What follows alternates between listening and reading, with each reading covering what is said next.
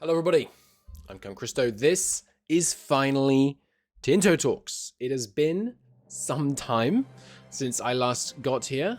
If I show you my screen, I have done videos on 1 through 6. There are now 19. So we have some catching up to do. A long time ago, I promised that I would do I said that I would do a 4-part video covering control, proximity, economy makeup, more economy info, construction, production, and markets and trade. When it was announced, there were going to be 4 on that. And so that is just what I'm going to do today. I apologize for the delay. I was ill, then my computer was broken, then I was ill again. But enough of that. The economy of Europa Universalis 5. Let's dive right into it. You can't see because I'm hiding my top bar of my Chrome window here, but I have about 35 tabs open. We have all 4 Tinto Talks. I have read through them. I have read through all of Johann's comments on them, and I have picked out what I think are the most interesting and the most exciting bits of it.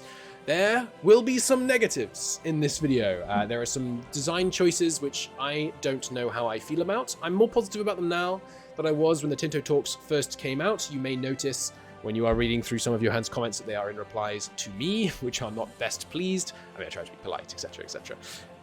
But I'm coming around to the idea that some of the choices might work well, and obviously, you know, Johann and the team have access to the game in a way that I don't, so they may know better. They may know better. There are things that aren't necessarily my perfect game. That doesn't mean it won't still be amazing, but don't worry, there's plenty to be very excited about in here. So let's get into that. So yes, without further ado, the economy. Now this game is much more heavily economically simulated than previous EU titles, so obviously the changes they're making here are hugely impactful. I'm not going to, if you've seen the previous videos, you know I'm not going to read every line here. We're going to dig into what I think are the most interesting bits. One thing I will say right at the top, and I'm not going to repeat this all the way through, they do repeat it a lot, and I understand why. All of the UI is work in progress. All of very many elements of it are work in progress. All of the numbers and balancing are work in progress. You can, if you want, look at those and read into them and figure out how that could be changed or what would be better. In my opinion, and this is just for me, you know, live your life. It's a complete waste of time.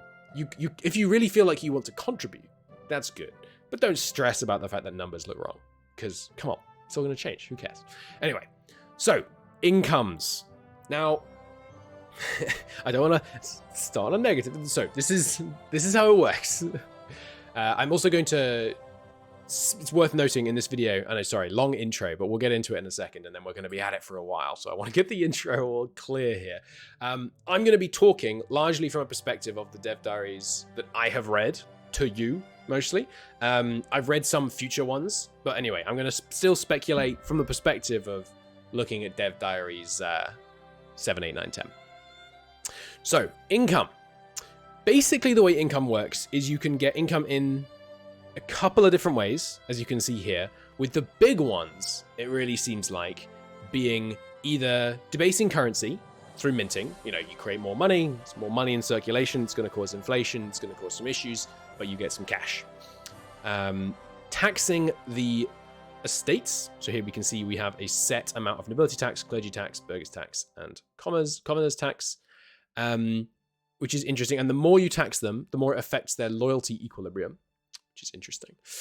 And then you can have some other things. So interest, notably, can be positive. You can loan to other countries, and you can get some more income that way. You can make income from trade, diplomacy, selling food, mercenary income, and other.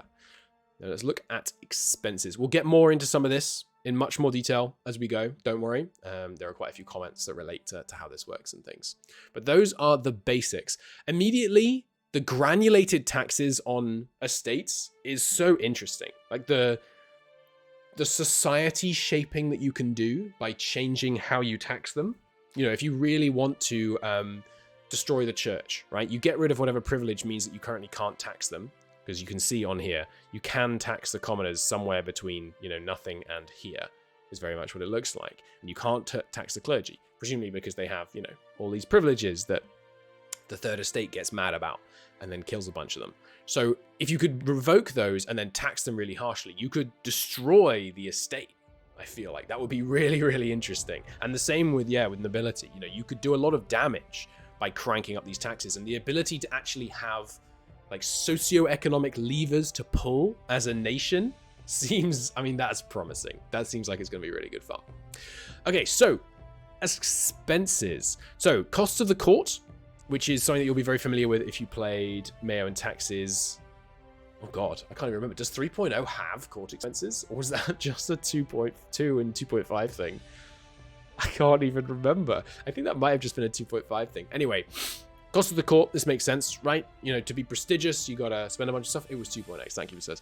So you'll be familiar with that if you played older versions of Mayo and Taxes. But yes, it costs a lot to kind of have the grandeur required that people will expect. Gives you prestige, things like that. Pretty cool. And legitimacy. Ooh, oh no, sorry, it's not prestige. It's actually legitimacy it gives you. Nice, nice, nice, nice. Army maintenance, navy maintenance, fort maintenance, all easy to understand. And again, ignore the numbers. The numbers don't matter. Culture spending. I forget which one this was. You can invest in... Oh yes, that's right. So this is probably basically investing in, you know, if you become a patron of Michelangelo, that's a culture expense, I expect. So this is going to be a way to increase your prestige and maybe tech growth or institution discovery, things like that, I'm suspecting. But yeah, it's being talked about later. And colonies, you can decide how much you spend on them. We haven't heard about colonies yet, at least I don't think so. So we won't get too much into that, but this makes sense. This is familiar to us as U4 players. And then stability. So this is an interesting one. In Imperator Rome, is that what it's called? Imperator. Anyway, in Imperator, there was something kind of like this, but you had to do it at regular intervals. A slider is much better. And it's also worth noting that in this DD, it's revealed that stability goes from plus 100 to minus 100, up from minus 3 to plus 3. That's a lot of extra granularity we just gained. Now, I tend to like these turning equilibriums. There is something about the drama of going from, you know, 1 to -1 stability. It has a little bit more visceral feel to it, but you can do a lot more with trending equilibriums. And paying to affect the equilibrium, I like this idea. Then there's interest, trade expense, diplomacy, buying food, hiring mercenaries, and exploration cost. Separate exploration cost is interesting, and I hope that will, reflect the fact that that could be really freaking expensive. Because I feel like exploration in EU4 is just, you know, completely trivial. So it'll be interesting to see how that goes different. Yeah. Oh yeah, and chat has a good point actually.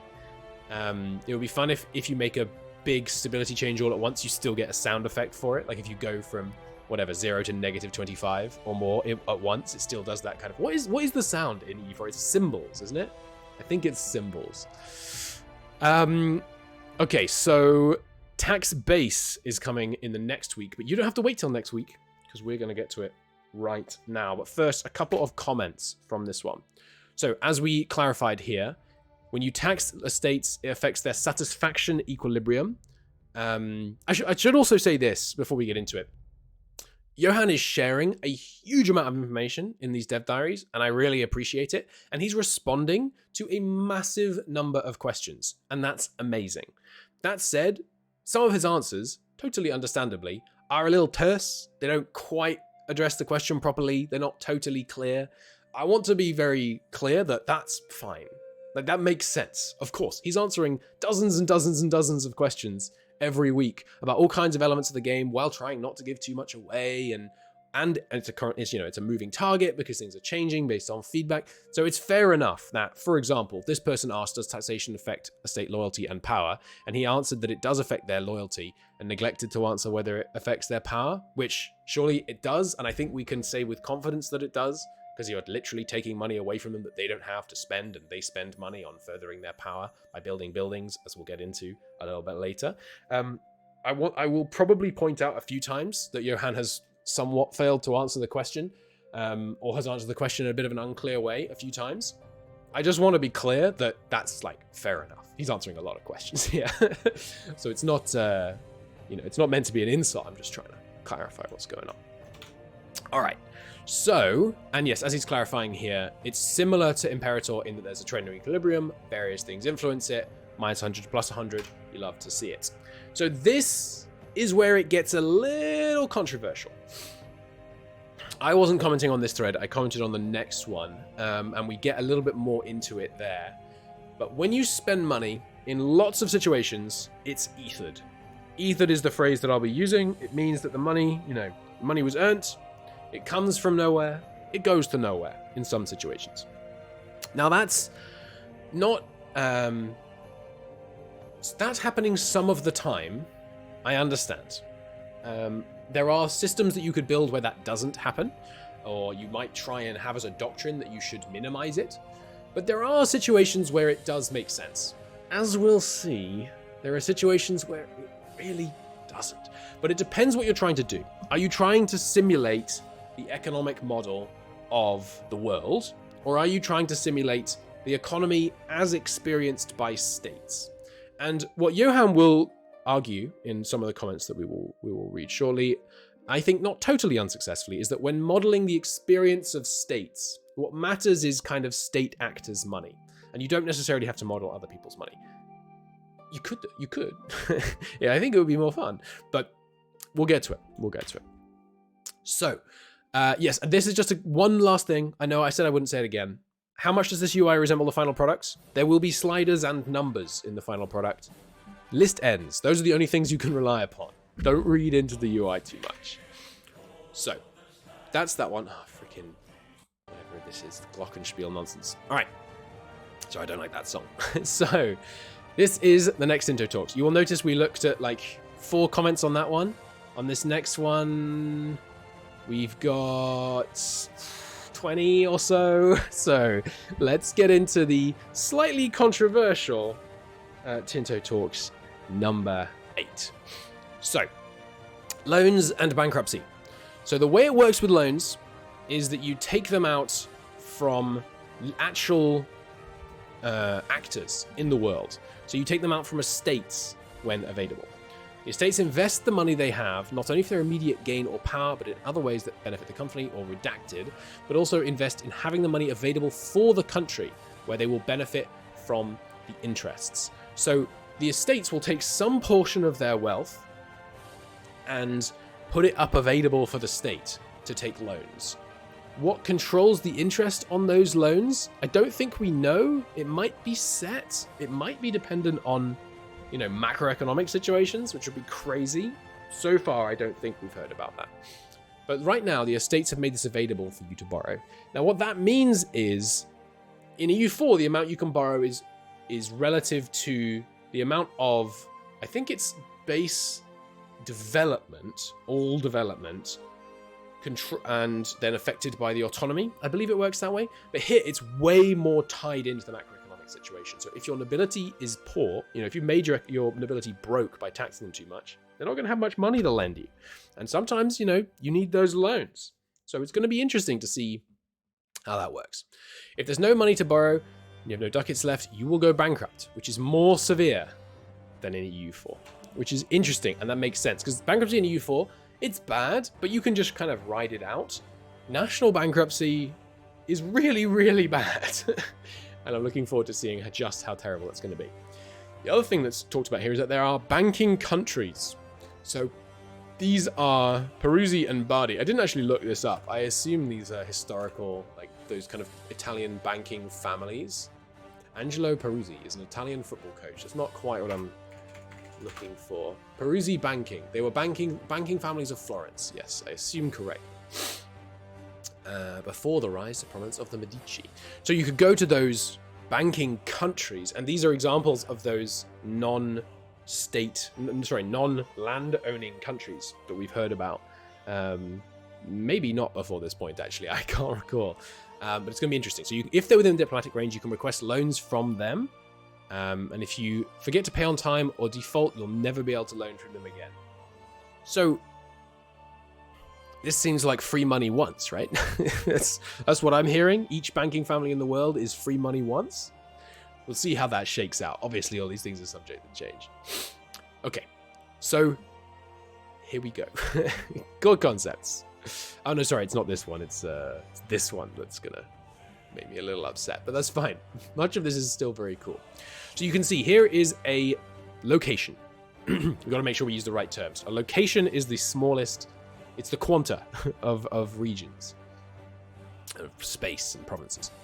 A specific number of people live here. It has one raw material, in this case stone, and that's the one that will be collected by the resource gathering operation, which will be familiar to you if you've played Victoria 1 or 2, whereas there's kind of one base resource per area that's being created by people that aren't employed in other ways.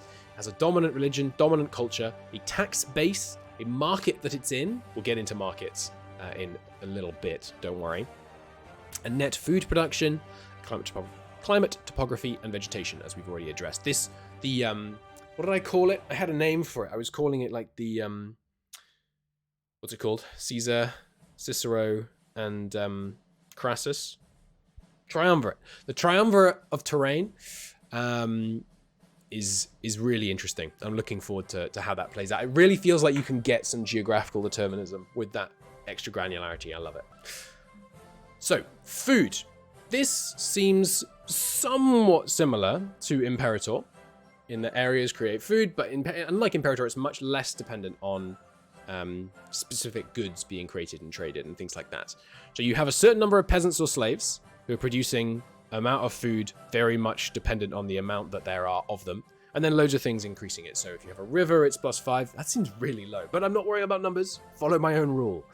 It's coastal. There's a town there, which is a bit less because some of the land is being used for towns, not for growing stuff. Then there's some laws in place, I think, traditional economy, serfdom, feudal administration. And the fact that peasants are happy means they're making more food and stuff. And then you can see who's eating what here. So this is a pretty small town, but you can see it's using more food than it's creating. So you're not gonna be able to just create a megalopolis and turn the whole world into cities. You need fertile countryside to feed everybody.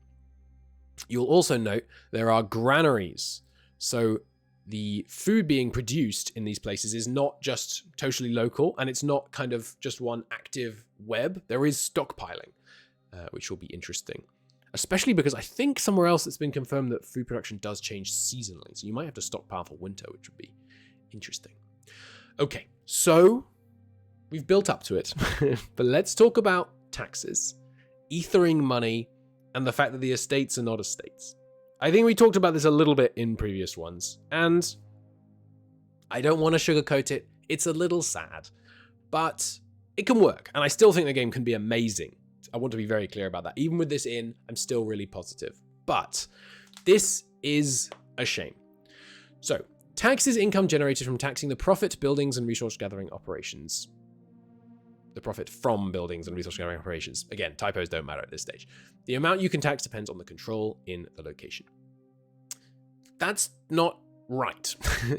The amount you can tax depends on the control in the location. Really implies that the estates should be able to tax more, but they can't. This is the key thing here. Quickly find the error in the text in the tooltip, because I found 2. This location has a certain amount of profit being generated. You can only tax, as far as I can tell, profit.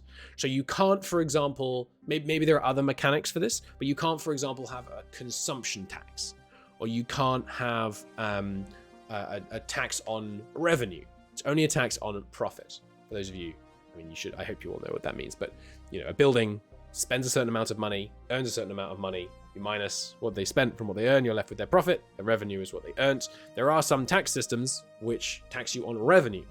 Doesn't seem like we can do that. That's fine. It's not a big deal. But the way that the taxes work is that you don't collect tax in a province. The estates do. There isn't, as far as I can tell, a kind of crown ownership in the province. There's just a state ownership. And then the estates, you tax. So they make money, then you tax a certain share of the money they made. That's how you get your income. Now that's fine. It's not really totally historical, but I'm not too worried about that. What I am a bit worried about is the nobility, clergy, burghers, and peasants here, Bonderstadet. I don't know, my German. I think that's German, right? With the circle over the A. Anyway, the peasants, we'll call them, can only tax relative to the level of control in the province. And the level of control in the province represents the state control.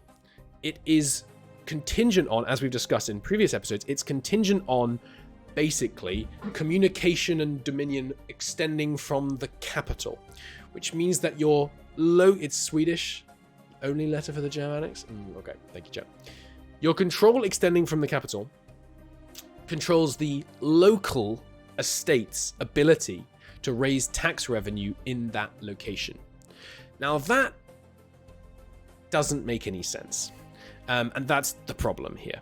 There are reasons for it. We'll get into some of those in a minute, but I want to present my thesis before we look at Johann's theories and the reasoning behind it and where we land. But that to me it's bad. So the peasantry in this nation can't spend the income from their resource gathering operations because I didn't build a road from my capital to the place where that profit is being made. That's incoherent if you think about them as an estate. And I think the way to approach this is to change the conceptualization of these from, they're not estates, they're court factions. What that leaves us with is a much easier to conceive of system. We don't have estates which are made up of all of the power brokers throughout our nation. We have factions at court. And of course, the court faction ability's wealth is going to be dependent on the ability of the state to extend its tendrils out into the world. The problem with that is that we now lack an estate. We lack representation of, for example, let's use a real life example. So, well, I realize it's not a real life example, but a real case example. So you have England. The state is headed out of Westminster.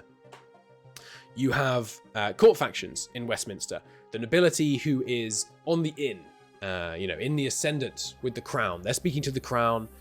They're tax collectors, and the crown are operating out of Westminster. They're going out, and their level of control is correlated in the game perfectly, but in a real example, at least somewhat, with the degree of the crown to have influence over an area. This makes sense. This makes some sense. But consider a wealthy but out of favor Yorkshire, northeast of England. Let's say there's a wealthy nobility estate.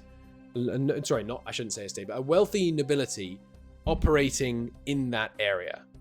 That seems perfectly plausible that such a thing could exist. That nobility, that group, isn't simulated in this game, as far as I can tell. They simply don't exist. There are no local rich nobles, because the money that's being made from a profitable mine, let's say there's a big salt mine outside York. I don't know if there was, it's not a real example, but let's say there's a big salt mine outside York. They buy some stuff that they need to make their profit. They buy tools, they buy labor, they put it into the mine. The mine generates a whole bunch of salt. They sell the salt, and the salt does exist. The salt is simulated. I don't know if salt is actually one of the goods, but go with it, the good. The salt is simulated and sold for a certain amount of money.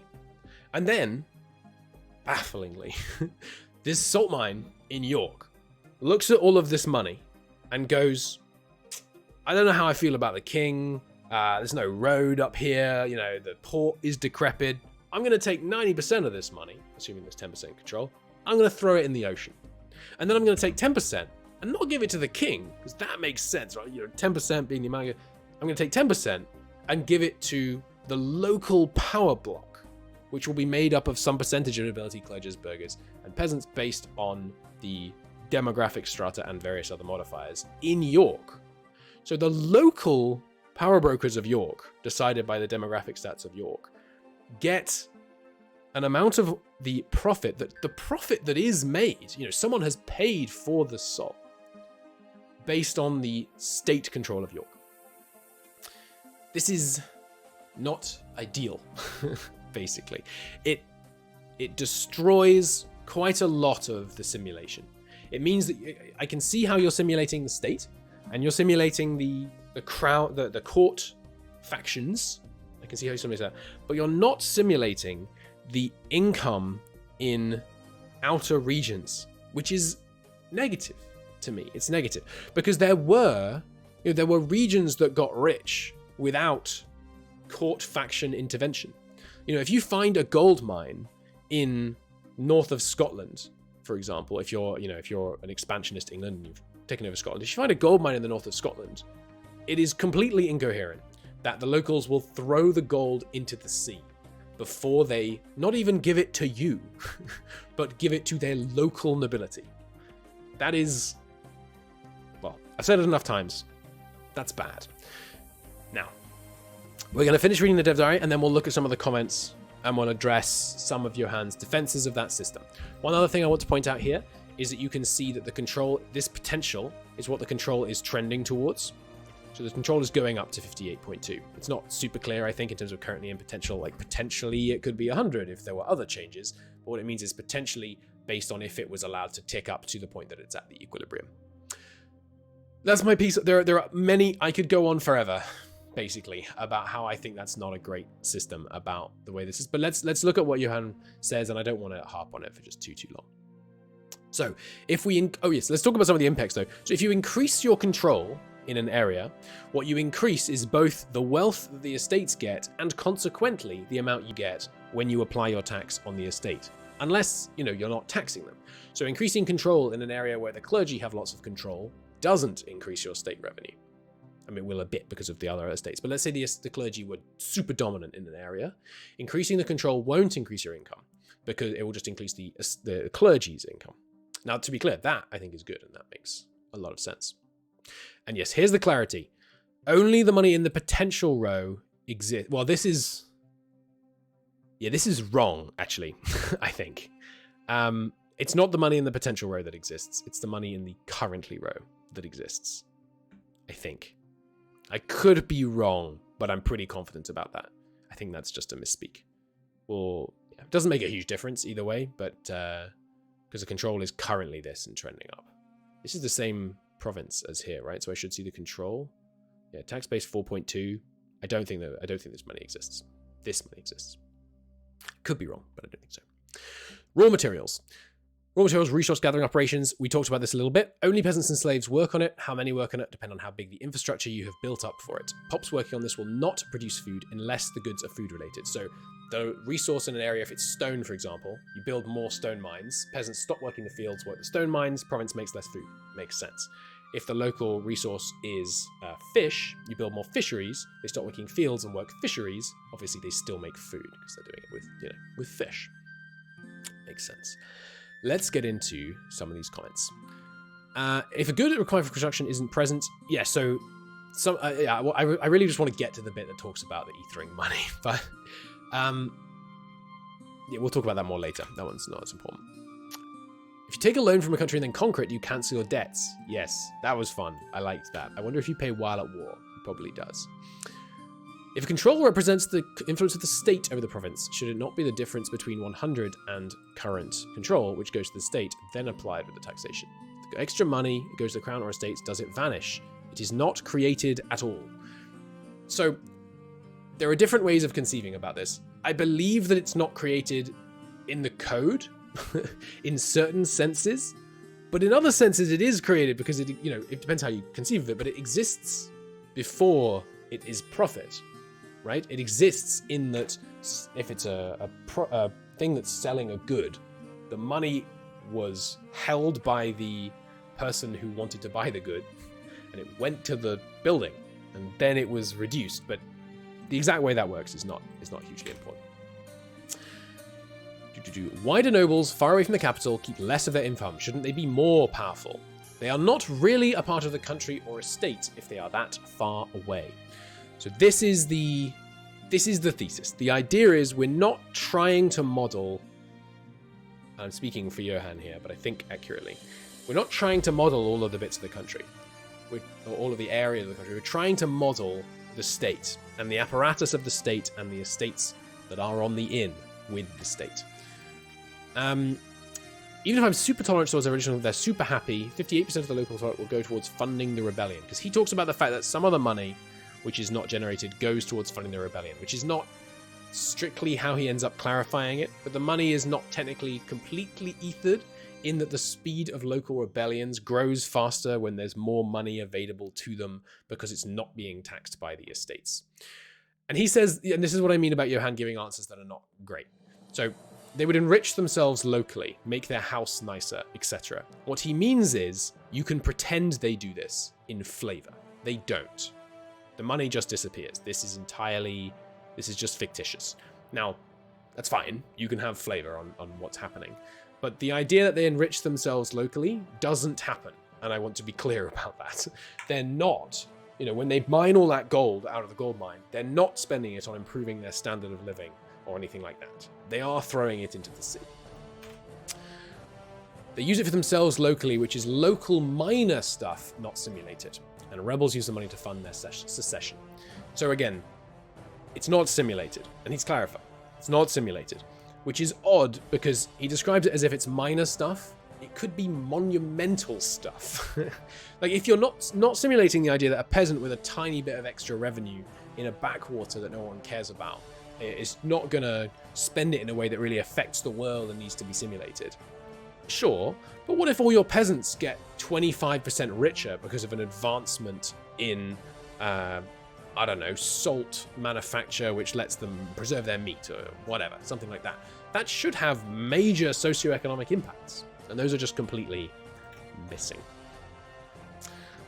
The design is like this for a reason, and here is his thesis. If we let the estates have gold, we have to disable part of the simulation and simplify the game. As the entire system breaks apart, we cannot allow the estates to use the economy system together with the country. Or we could remove the entire proximity and control system and drive to create a nation state as well, and just paint the map and then tax them. Now this is a good point, and I want to stress that. The idea of this control system is good. It's really good. It might be so good that all of the bad stuff we talked about is worth it. Now, but you didn't think I'd say that, but it might be worth it. Because the drive to centralize the nation state, empower the crown, gain greater influence over regions, build infrastructure, change laws, that's amazing. That's the best thing about EU5 that they've said so far. And in my opinion, it's not close. So sacrifices to the realism of the simulation, and it's not just the realism, because I tend to point out I don't really care about realism exactly. What I care about is, I care sometimes that things are realistic, but the reason I care they're realistic is because you will really struggle to create a more immersive and interesting and plausible situation that's fun to play in than real life. Real life has had billions of game designers called people building this fascinating tapestry. So sticking closer to that can be better. But of course, you never can make it truly realistic. You can never get all the way there. And doing that wouldn't necessarily be desirable. You would be left with a player that couldn't do anything because realistically, there isn't some, almost all-knowing being tweaking sliders. It's much more complicated. But there are ways, in my opinion, as someone who is not a game designer, and hence, what credibility do I have to say it? But I say it regardless. There are ways to create an interesting simulation that has a drive for proximity and control, which has a drive for nation state, which has estates which are empowered by local wealth in areas that the state does not control. I actually think it's better because the conflict between the state and rich estates being one that really motivates centralization and increasing control of outlying regions is more interesting if doing so disempowers estates. Whereas right now, expending state control to outlying regions empowers estates, which is backwards. So you end up with two push and pulls. One, centralization versus decentralization, in that you're trying to spread your tendrils and your networks throughout the world. And secondly, a battle in court between the estates and the estate. Having those two linked and working together, I think it's more interesting. Shouldn't they also get the money? In theory, one could design such a system, but that would be far more complex, and I care about performance. Again, Not everything Johan says should be. I'm not trying to say he should say everything perfectly. This is flippant and dismissive. You could design, in my opinion, a performance system which still involved the estates getting the money. The estates already get the money if you have high control. So is he saying that the game is going to run extremely badly when you have lots of small countries with relatively high control? You know, if everywhere modernized and had high control, is the game going to fall apart? I doubt it. So I don't think this is... I mean, he may be conceiving of a system which would have really bad performance in this situation, but I don't know. I don't really buy this, as you will see, because I said this. Allowing the estates to collect their tax base, ignoring control, but then having the state tax them based on control doesn't, at first glance, seem to be a more complex or less performant system. Perhaps I'm missing something. What would the estates use the money on? The current design is where the estates do things in your country that are beneficial to you. Would have to be scrapped, as control is then not something you need. You just keep conquering and the estates would benefit from everything, so no constructing or building. Investing in a bigger loan pool from the country, same as above. Funding a rebellion, yeah, but if they're happy and have all privileges. Okay, so they could invest gold and make power to themselves, but so would all estates then, and you'll just be a nice figurehead conquering the world. First off, thank you for the reply, Johan. There are some more. I appreciate them taking the time. Secondly, this doesn't seem so bad. The idea that being a head of a decentralized, estate-heavy nation works, and it seems fun. Like that could be good too. But I accept that there are limitations here. The problem is that this implies, I think incorrectly, partly, that the game design is focused around the idea that a richer estate, a more powerful estate, is just good. It's good for the state, net. And that is worse game design than I was hoping for, based on what they were talking about. Because a rich and powerful estate should be something that can be good, but can be terrible.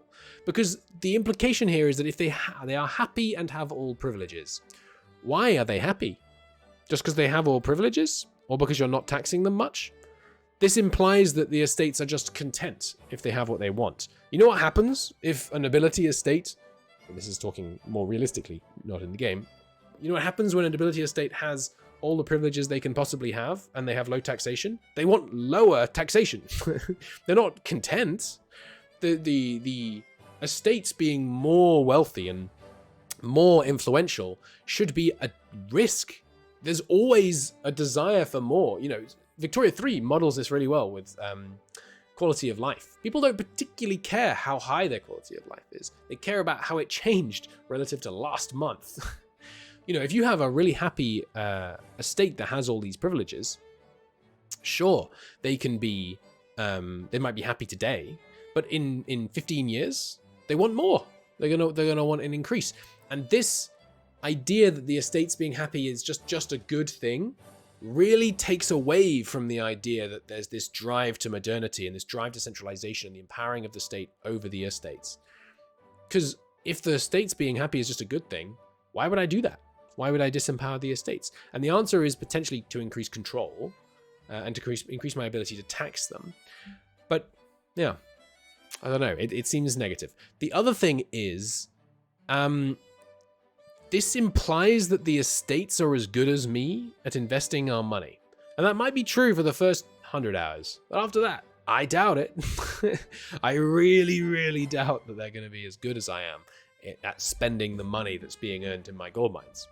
So one motivation to trying to empower the state over the estates is simply that they're the AI. And, you know, no disrespect to AI programs like that, you know, doing really difficult work that I'm not capable of doing. But it's not going to be as good as when I do it. And by good, I mean furthering my specific goals. And that might be because my goals are best furthered by some min-max strat I read on Reddit, or it might be because my goals are just simply different to the estate's goals. So I don't really buy it. However, it makes sense. I understand what Johan is saying. I don't think I did when I first read it, but after some more replies and clarifications and things, I understand what's happening here. He also doesn't address why it's more or less performant at all. So I don't think. I'm trying to be polite, but that just seems like nonsense. So, if you are not close to the king, you lack power. wrong, historically, interestingly wrong, in ways that create fun narratives of regions trying to become independent and being able to do that because of local wealth. But I understand what he means in the context of the game. That makes sense. Local power blocks would be subjects. We're still basically in a feudal society for the first 200 years of the game. Yes, but we were in a feudal society that wasn't just made up of subjects. We were in a feudal society inside nation states. So there appears to be a philosophy based on a CK style local areas of power without actually implementing the local areas of power. But I don't know. Local power blocks would be subjects. This does make sense. So if you have a region that's low control, what the system motivates you to do, a rich area that's low control, what the system motivates you to do is to make them a subject. Because as a subject, the locals can get the wealth because they'll have control relative to their capital. And that does make sense. But yeah, there are still some things that are lacking. All right, moving on. Again, it's me and Johan just having a chat here, and then I'm talking to you about it. But so this is the thing that really confused me. The peasants in my global empire pulled together nationally with a unity of purpose is very strange. The use of surpluses to buy more goods locally or invest in a new plow or whatever seems like an incredibly local behavior.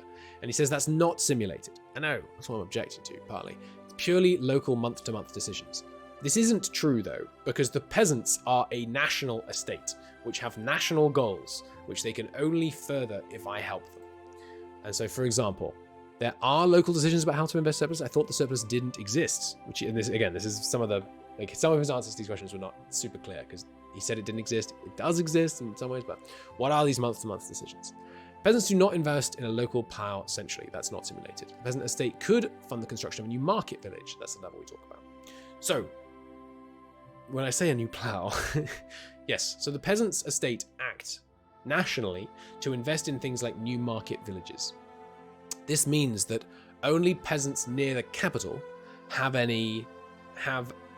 areas that you have high control in have an influence over the degree of money that they're going to have to invest in things like new market villages all over the country, which is odd. Like, I can just about buy it for the nobility. The nobility are a court faction. They're going to invest in the interests of nobles all over the country, but they're really a court faction. Peasants, though? Peasant court faction in 1337? It's harder to get my head around. So what are the purely local month-to-month decisions he mentions? Nothing. Okay, I wish you hadn't mentioned them then, because it was very confusing for a while there. But never mind. It's not simulated. We're clear on that now. So, and then this is confusing again. So this uncontrolled wealth doesn't directly have an impact. It doesn't make sense for the player to benefit from it, and a full simulation of the local use would be too complex. However, having it essentially not exist at all doesn't make a lot of sense.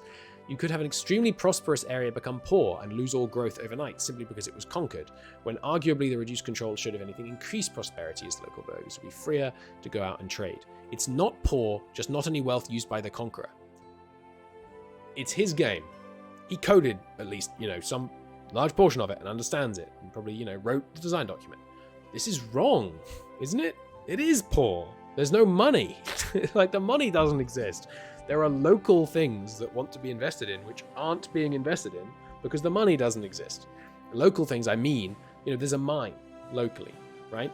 When they were in the neighboring country closest to the capital, there was money going into a big pot, which sometimes would come down and invest in expanding the size of the mine.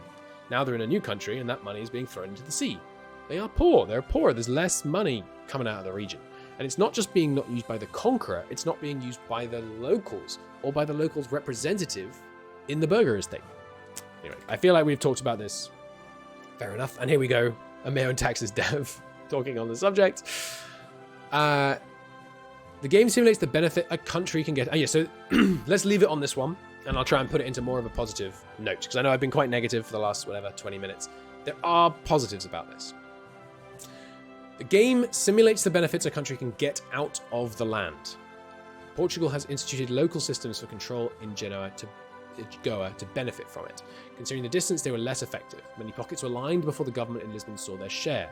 Many of the overseas territories of European powers are basically feudal subjects, for all practical purposes, with local administration and governors. My question here is, what is the economic output that the government and the estates are not taking used for in a gameplay aspect? Fair enough. The game is not quite the game we thought it was before we read Tinto Talks 8. Okay. I'm not delighted, as has probably become clear, but I can accept that. Let's accept it. That's the game we're getting. There may be ways to mod it and change it up and things. That's the game we're going to get. And there are awesome things about that. Because simulating the country well and how the country experience it is the most important part. So, yes, just clarifying, there is no systems for money working. They tried to simulate it with money not disappearing and it didn't work, basically. It was just too easy.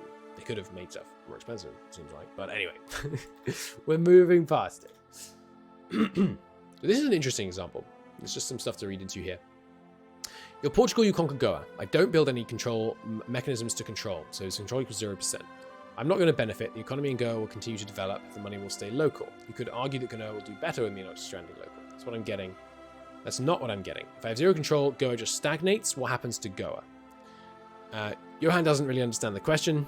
He's not, because the question is slightly malformed given what he's already said. We know that the locals don't have the money to grow locally. The local money doesn't exist. In the situation we have zero control, which implies you have moved away the army you used, which is interesting. Having a local army present increases control. You'd have a rebellion, basically, almost immediate. You conquered Goa, it probably cost you lots of war score. For someone else who has close to zero control, the conquer close is close to zero as well. So this is interesting. This means that things like the taking huge chunks of land out of Qing when they have low control over areas is going to be back again. It's going to be interesting. It's going to be interesting. All right. We're moving on. I got to pause for a second, though. From your perspective, YouTube, I won't pause. All right. Dev Diary 8 is in the past. I've said my piece. Let's move past it. Tinto Talks 9. There's less to talk about in some of these, but there's some interesting stuff in the comments. So building stuff takes goods. Cool. Don't worry about the UI. It looks bad. It'll get there. It'll get there. You're building buildings, and buildings have effects. Now, these are, in some ways, not totally dissimilar to Victoria 3. They have production methods. The production method you choose affects what you have to put into it. Again, the numbers aren't final. It's quite funny. You need the same amount of stained glass as beer to run a parish church. But there you go. And of course, one unit of one good doesn't necessarily represent the same number of kilograms of glass or anything. But anyway, the parish church increases clergy power and peasant power. So in general, somewhat negative. This is something that can be present in 1, 2, and 3. This is, I'm not sure which order it is, but it's rural, town, city. It's where this can be built. Okay, so producing buildings. The real fun parts of the economy start here. Thank you, we could do with that. Huge amount of different goods, about 70 at the moment. And to producing buildings in towns and cities go from guilds and workshops to manufactories and mills. Seems really, really cool, basically, in my opinion. So you have these production buildings which, take an input, create an output, dope. No complaints, no notes. And then you have stuff that just have some effects. So zone of control from castles, for example, exist, which makes sense, but they're going to take goods to upkeep them, which means, you go to war with your powerful neighbor, maybe your weapons manufacture was based on importing iron from them. Now all of a sudden you have a problem because you're not able to staff, fulfill the needs of your castles. It can be interesting. It can be interesting. Also, it takes 1,000 peasants to run a castle, apparently. So, some claims you can build stockades of wood, but we trust only stone. So yes, stone castles it is. So there's production methods. I don't think we need to talk about this too much because they're basically Victoria 3, but better user experience in that you can automate their switching much more easily, which is really good. So the Papers Guild, for example, you can have animal parchment, rag paper, fiber pulp paper, and wood pulp paper. And you can see that there is a associated profit with each of these benefits. So if you did rag paper, this building would actually lose money because 1 unit of paper costs, I don't know if this is factoring in employment costs, but I'm not sure. 1 unit of paper costs less than 0.1 units of wood and 0.45 of I assume this is cloth. So that's interesting. There's different ones here, and you can have it so they're automatically switching between. And Johan has pointed out that he basically expects you to do it, you to automate almost all of them. You'll step in when you want to do something specific, but in general, letting it automate is the way to go. So let's say, for example, you wanted to really encourage your, whatever this is, hemp industry. You might specifically switch things to this because you have some other reason to want your hemp industry to grow. Maybe you know that you're going to need it for something else that's coming up, that kind of thing. Every building requires employed pops. Those that require upper class pops, like burghers, clergy, and nobles, also increase the potential for them in the location, making people get slowly promoted. So, powerful nobles or clergy construct more buildings that make them more numerous and powerful. Excuse me, one thing, I'm just going to go back to it. Excuse me, Johan? Wait, where is it? Where is it? What would the estates use money on? Well, Johan, they would use it on this, thereby making themselves more powerful, which can be awkward. Anyway, producing buildings that are not profitable will be closed. Pops will work on other buildings. However, you can always subsidize a building if you require a good or other building benefits that it gives. Interesting. I want to know how the subsidizing work. Does that mean that the state pays the full cost of the output good, or the difference between the output good cost and the market price that would make them a tiny bit profitable? Very interested to see how that. The profit of a building is added to the tax base of a location. Is it though? And split amongst the power of the population in the location. You can always close and open a building if you want to manipulate prices, or you want your pops to work with other things, and you don't want to destroy a building permanently. Cool. Cool.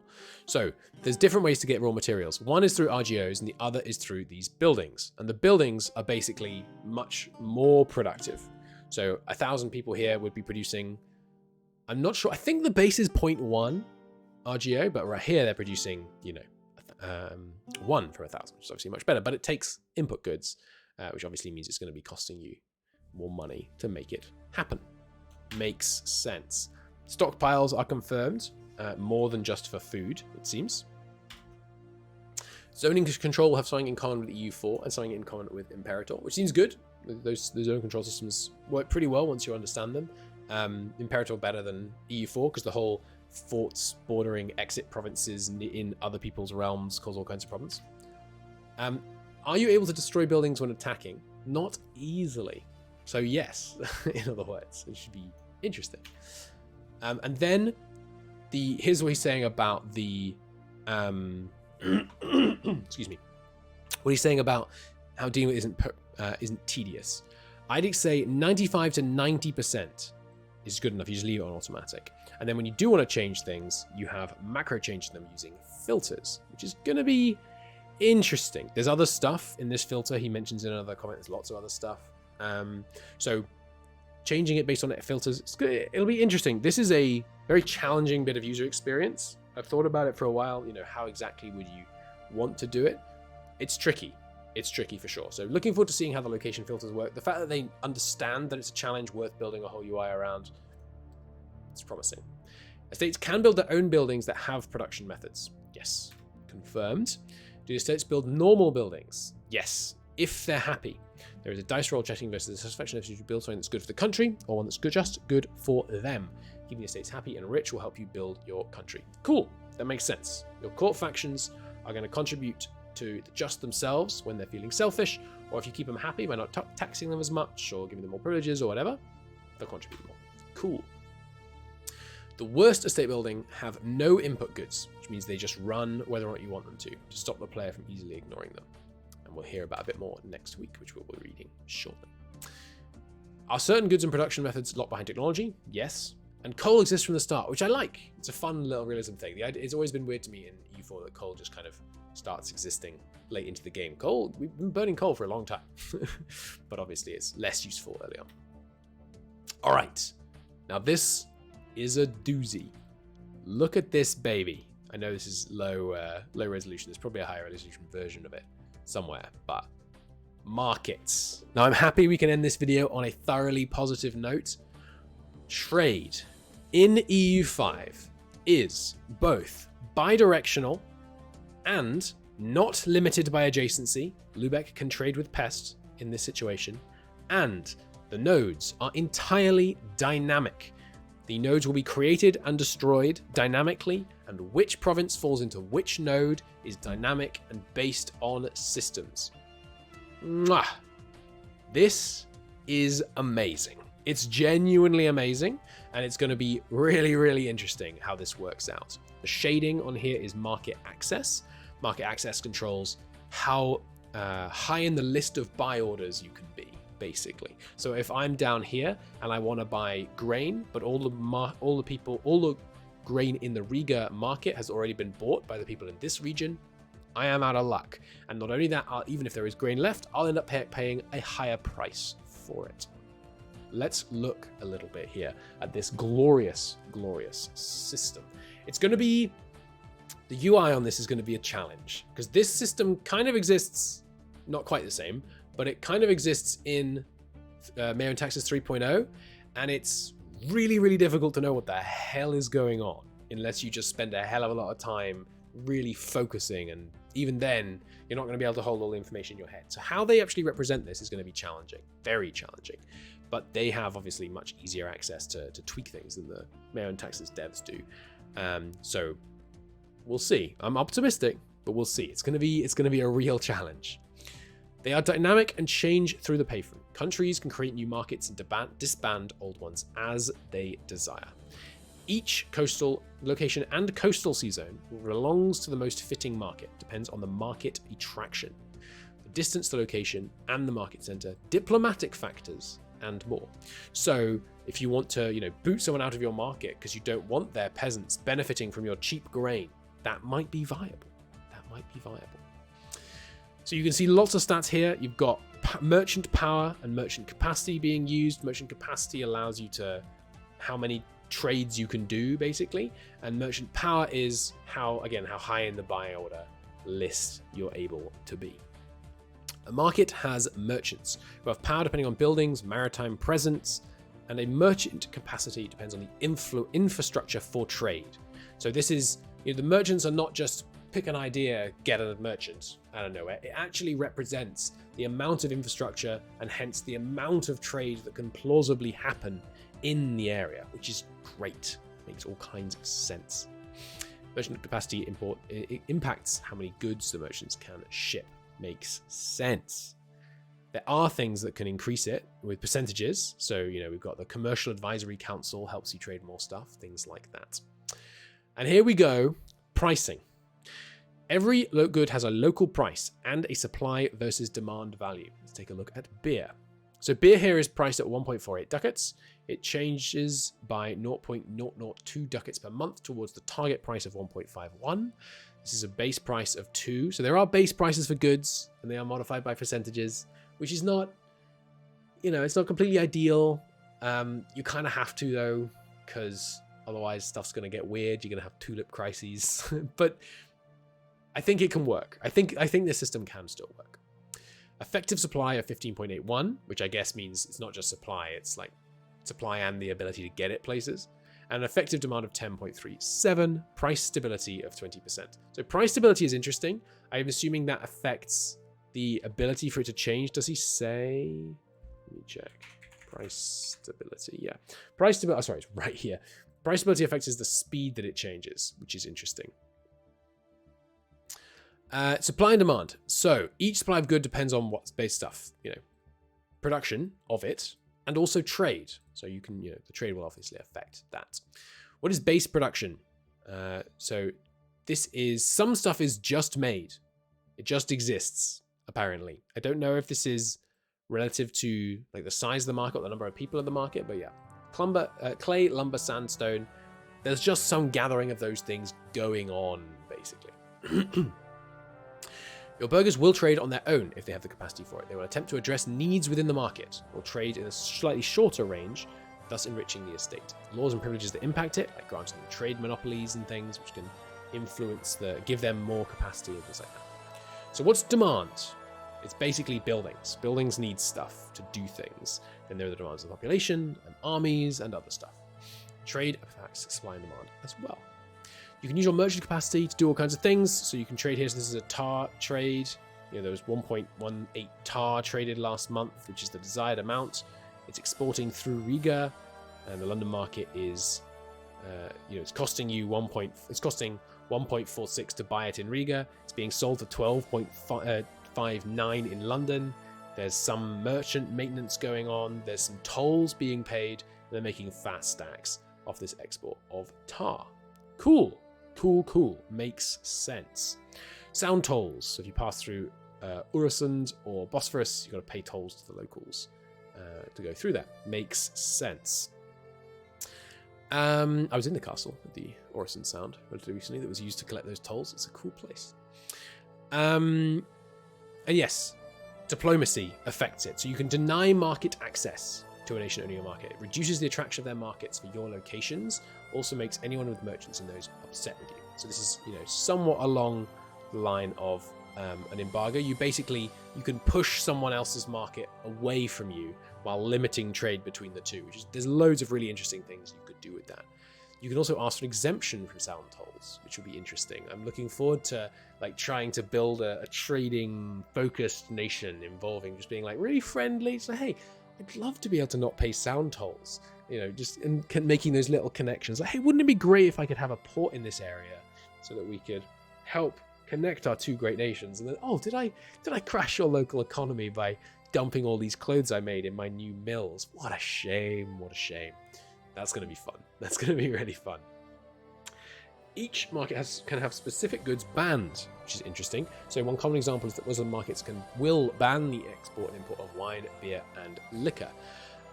I need to brush up on my history. This is not very historical, right? There's still, even today, there's quite a lot of alcohol consumed in fairly hardcore Muslim majority countries. But I don't know how that was.